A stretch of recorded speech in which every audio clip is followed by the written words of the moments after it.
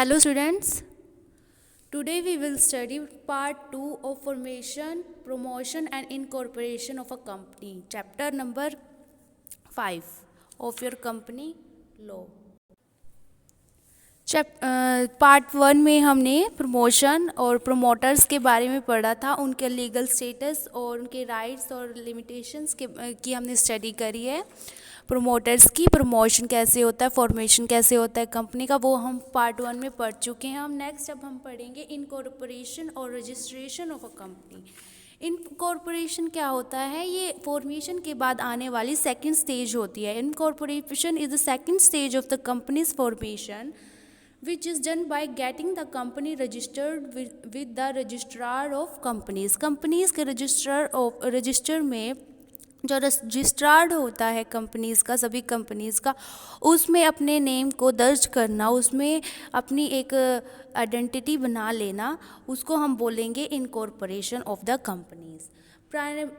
इसमें सबसे पहले हम पढ़ेंगे प्रिलिमिनरी एक्टिविटीज़। सबसे पहले हमारे पास क्या आता है इनकॉर्पोरेशन में? To decide where the registered office of the company will be located, कि कंपनी का जो रजिस्टर्ड ऑफिस होगा वो कहाँ पर लोकेटेड होगा।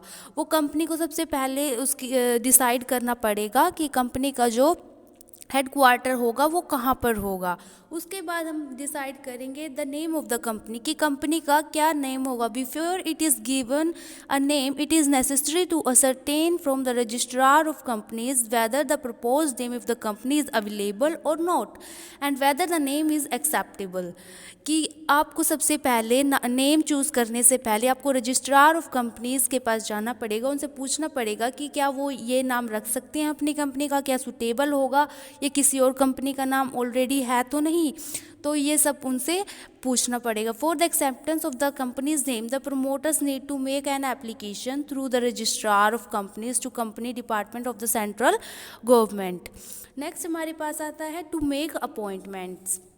It is also required to appoint underwriter, brokers, bankers, solicitors, auditors and signatories of the memorandum of the company. उनको appoint किया जाता है। नेक्स्ट हमारे पास आता है to get the information important document prepared, कि कंपनी के इनकॉर्पोरेशन में जो जो डॉक्यूमेंट्स लगेंगे वो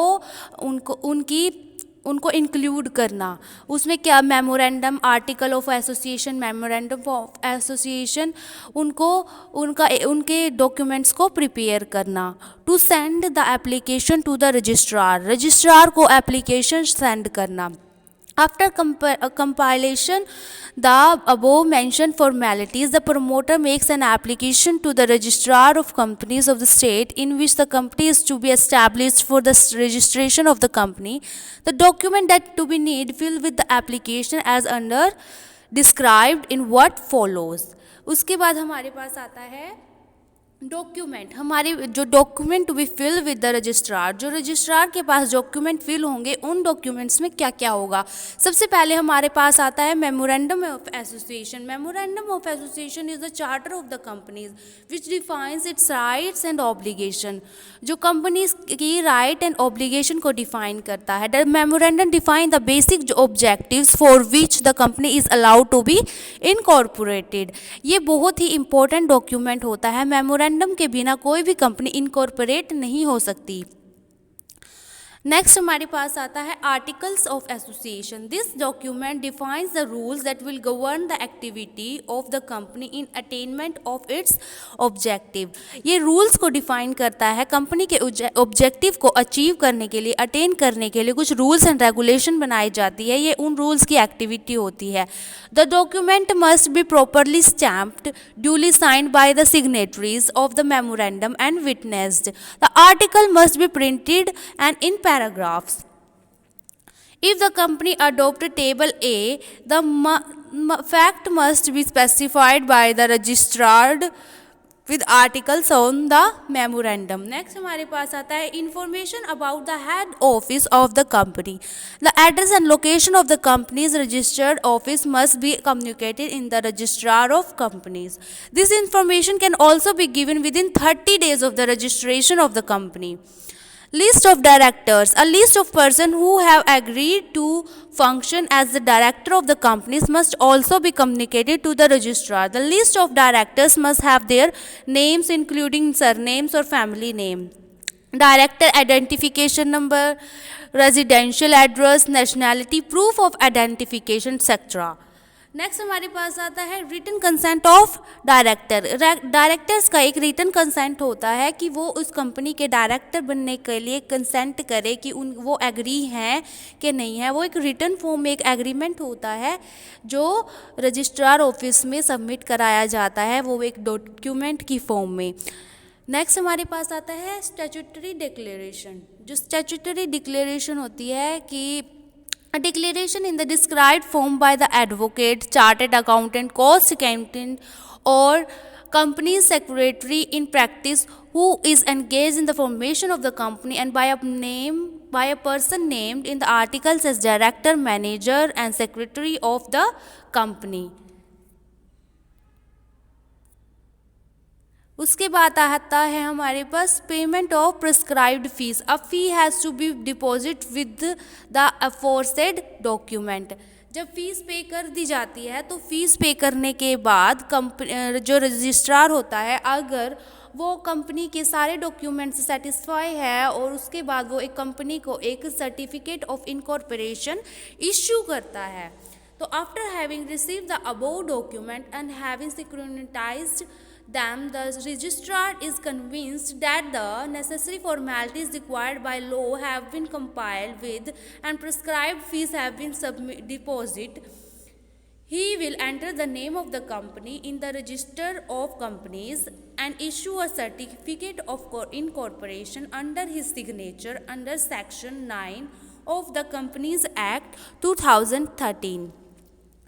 जब जो रजिस्ट्रार होता है वो कंपनीज़ के सारे डॉक्यूमेंट से फुली सेटिस्फाई हो जाता है, उनको चेक कर लेता है, उसके बाद वो कन्विंस हो जाता है तो वो एक सर्टिफिकेट ऑफ इनकॉर्पोरेशन कंपनीज़ के लिए इशू करता है और कंपनी को एक लीगल एंटिटी मिल जाती है। उसके बाद कंपनी एक लीगली फॉर्म में अपना बिजनेस शुरू कर सकती है, अपनी जो कैपिटल फॉर्मेशन शुरू कर सकती है, कैपिटल सब्सक्रिप्शन शुरू कर सकती है।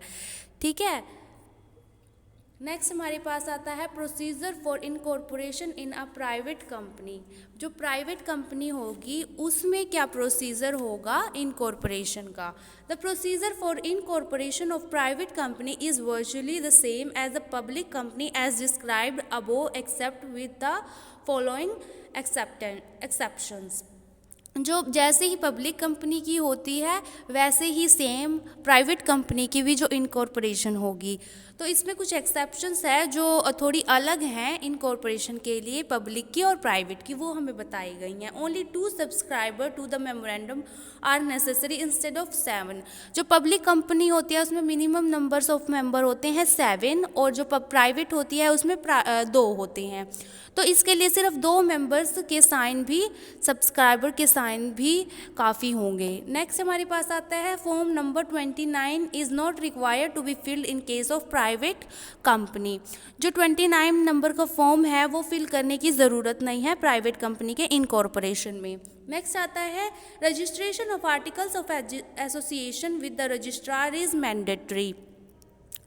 जो आर्टिकल ऑफ एसोसिएशन होता है उसका रजिस्ट्रेशन भी मैंडेटरी होता है रजिस्ट्रार के पास, बट पब्लिक कंपनी के लिए ये इतना मैंडेटरी नहीं होता। ये इम्पोर्टेंट होता है रजिस्ट्रार के पास AOA, बट पब्लिक कंपनी जो प्राइवेट कंपनी होगी, प्राइवेट कंपनी के केस में ये मैंडेटरी होगा।